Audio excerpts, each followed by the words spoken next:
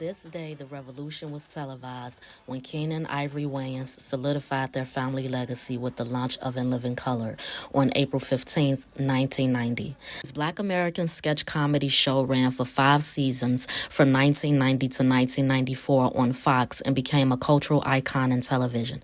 Part of the history includes the Black Pack, a term coined by Paul Mooney to describe the talented young Black comedians Robert Townsend, Arsenio Hall, Eddie Murphy, and himself, Paul Mooney. Now, Paul Mooney was a genius TV writer. He wrote for some of your favorite comedians like Richard Pryor and Dave Chappelle. So anyway, they called Eddie Murphy Money in the group because he was already on at the time and provided many early opportunities, such as giving Damon Wayans his first acting role, a cameo in Beverly Hills Cop. He brought Townsend in to direct Raw with writing contributions from Keenan and provided the idea for Keenan's 1988 breakout film, I'm Gonna Get You Sucker. Him and Robert Townsend also had just did Hollywood Shuffle. The success of Sucker led some adventurous executives from Fox to contact Keenan about putting together his own show. According to David Peisner, the author of Homie Don't Play That, The Story of In Living Color and the Black Comedy Revolution, Keenan knew enough to be polite and to hear them out, and he said they did sound enthusiastic, and most importantly, they told him he can do anything he wanted to do, which got his wheels turning.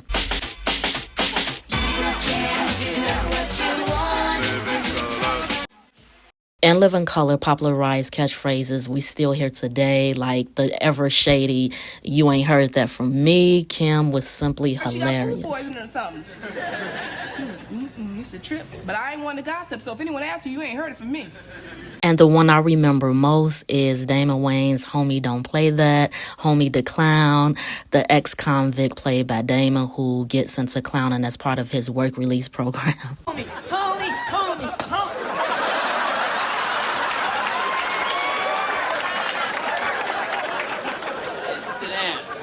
And then he did Oswald's Bates, who represents every brother who thinks he's educated. So these are the people who talk a lot and say a whole bunch of big words, but they really not saying nothing. First of all, we must internalize the flatulation of the matter by transmitting the effervescence of the Indonesian proximity in order to further segregate.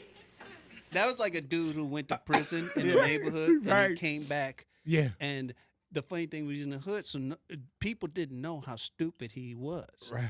You know, they just heard the big words. They didn't understand he was using them out of context. You know what I mean? In Living Color launched the careers of a diverse and lasting generation of comedians, actors, and musicians such as Jamie Foxx, Jim Carrey, David Alan Grill, Rosie Perez, Jennifer Lopez, Tommy Davidson, the entire Wayans clan, Kim Coles, and many, many others, not to mention the writers and directors behind the scenes. Another major shift in the Super Bowl halftime show also comes from the influence of In Living Color. In 1992, the Super Bowl halftime show happened at the same time as an episode of In Living Color. Long story short, the episode of In Living Color did much, much better in ratings, and then the Super Bowl switched up to having more star-studded performances, starting with Michael Jackson in 1993.